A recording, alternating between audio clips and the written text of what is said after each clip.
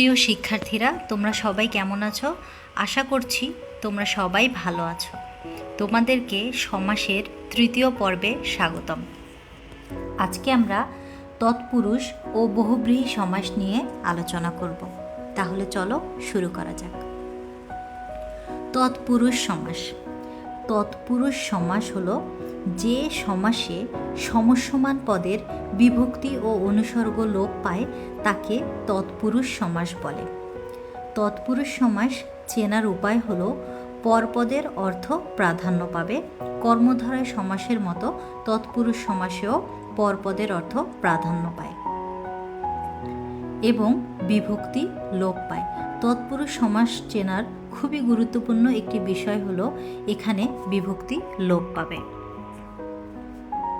তোমাদের সুবিধার জন্য আমি বিভক্তিগুলোকে এখানে লিখে দিয়েছি।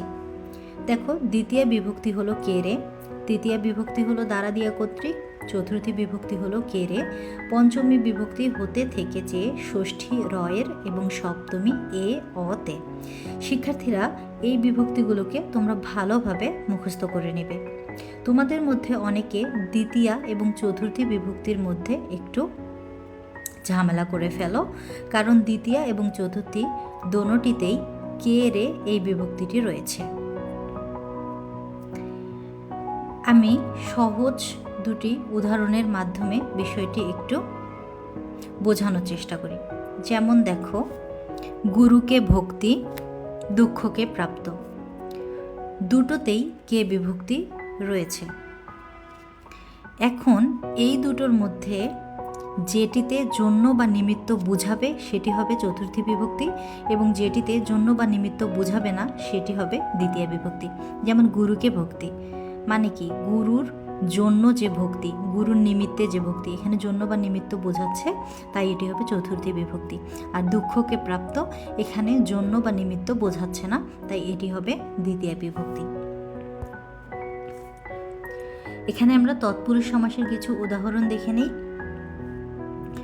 দুঃখকে প্রাপ্ত, দুঃখপ্রাপ্ত। দেখো, এখানে ব্যাস বাক্যে যে কে বিভক্তিটা ছিল, সমস্ত পদে গিয়ে সেই কে বিভক্তিটা লোপ পেয়ে গিয়েছে। একইভাবে ছেলেকে ভুলানো, ছেলে ভুলানো হয়ে গেছে, এখানে কে বিভক্তি লোপ পেয়েছে। মামার বাড়ি, মামা বাড়ি হয়ে গিয়েছে, এখানে র বিভক্তি লোপ পেয়েছে। এভাবে প্রত্যেকটি উদাহরণ থেকেই কোনো না কোনো বিভক্তি লোপ পাবে। অলুক তৎপুরুষ। শিক্ষার্থীরা, তোমাদের নিশ্চয়ই মনে আছে, অলুক যেখানে থাকবে সেখানেই বিভক্তি লোপ পাবে না, সেটি অলুক বহুব্রীহি হোক, অলুক তৎপুরুষ হোক বা অলুক দ্বন্দ্ব হোক। তো এখানে তৎপুরুষ সমাসে কী হবে, বিভক্তি লোপ পাবে না। যেমন গরুর গাড়ি, গরুর গাড়ি রয়ে গিয়েছে, এখানে র বিভক্তি লোপ পায়নি। একইভাবে তেলে ভাজা ব্যাসবাক্য ছিল এবং সমস্ত পদে গিয়েও তেলে ভাজাই হয়ে গিয়েছে, এখানে এ বিভক্তি লোপ পায়নি, তাই এগুলো অলুক তৎপুরুষ সমাস।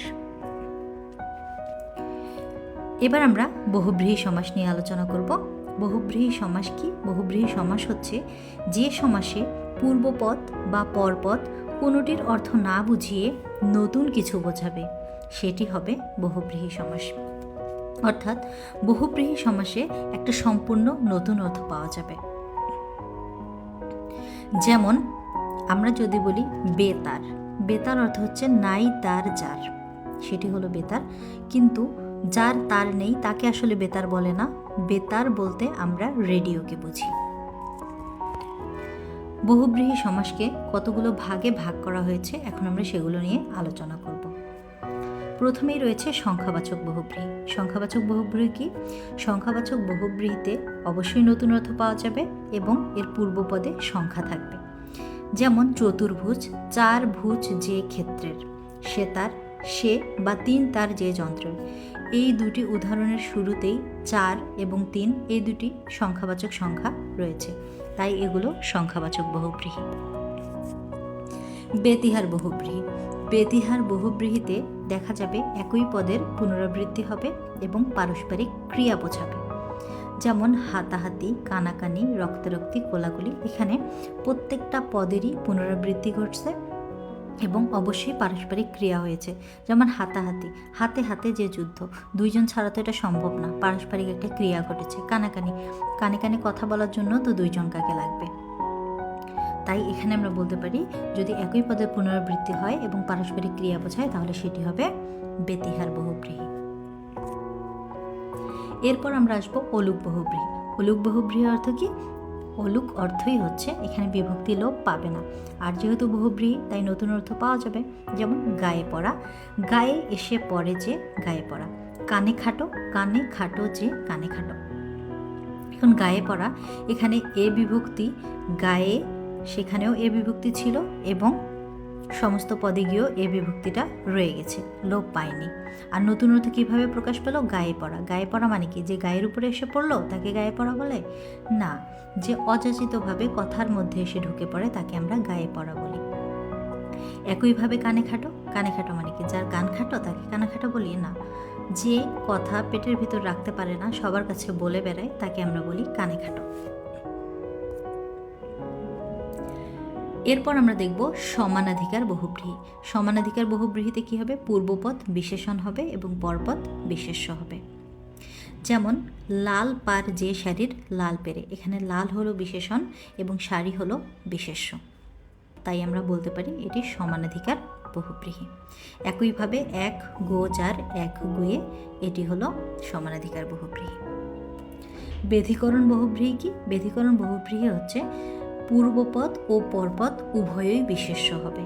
যেমন গোফ খেজুর যার, গোফ খেজুরে, এখানে গোফ ও খেজুর দুটোই বিশেষ্য এবং গোফ খেজুরে দিয়ে গোপ অর্থ মচু এবং খেজুর অর্থ যেটা আমরা খাই খেজুর, কিন্তু গোফ খেজুরের অর্থ হচ্ছে নিতান্ত অলস। এখানে গোফ এবং খেজুর অর্থ যা তা না বুঝিয়ে সম্পূর্ণ নতুন একটা অর্থ বুঝিয়েছে।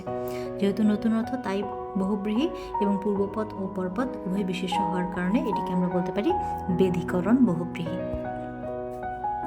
পদলোপী বহুব্রীহি। পদলোপী বহুব্রীহি কি? মানে হচ্ছে পদ লোপ পেয়ে যাবে। তাহলে ব্যাস বাক্য থেকে যদি এক বা একাধিক পদ লোপ পেয়ে যায় সেটি হবে পদলোপী বহুব্রীহি।